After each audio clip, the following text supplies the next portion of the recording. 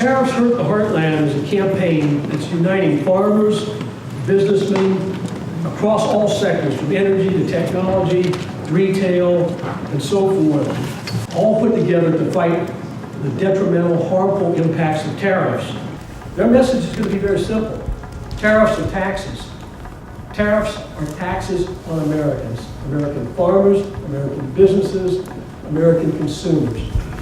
Retaliatory tariffs are also causing problems by creating barriers to American exports. We're seeing something that, in my state especially, soybean farmers, chicken farmers don't like. And they are collateral damage.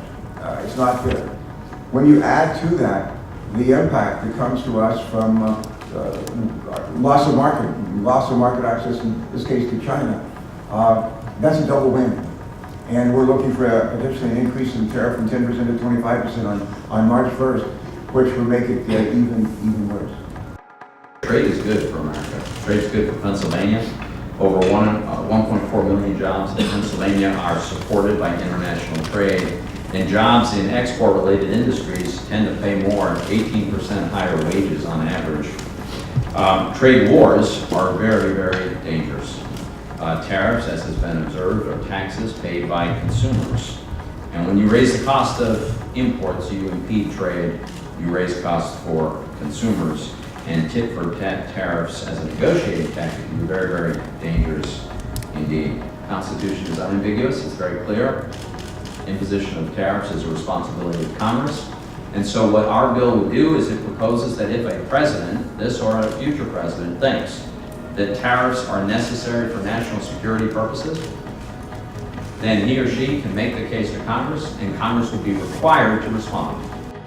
Because what we've seen is that this administration's trade policies are hurting businesses, they're hurting workers, they're hurting farmers. Visited back in December a localized bike assembly facility called Hello Bikes down in Richmond.